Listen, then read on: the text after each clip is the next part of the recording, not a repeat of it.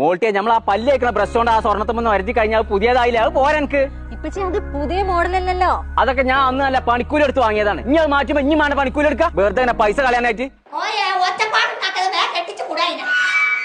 കല്യാണം 6 മാസം കഴിഞ്ഞല്ലേ? ഇപ്പൊ തന്നെ നിങ്ങൾ സ്വർണ്ണത്തിന്റെ ഒച്ചയുമ്പാളൊക്കെ തുടങ്ങി രണ്ടാളും. പൊന്നാര മുത്തോച്ച് ഞാൻ പറഞ്ഞൊന്ന് കേക്കെ. ഞാൻ ആ വാങ്ങിച്ച സ്വർണ്ണം നോക്കിപ്പോ പറ്റൂല. നോക്ക് പുതിയ മോഡൽ വേണോ? ഞാൻ ചെറുതാണ്ടാക്കുന്നു. ഞാൻ കായ് മരത്തുമെന്ന് പറിച്ച പൊന്നാര കൊയക്കങ്ങൾ ബേജാറാവണ്ട.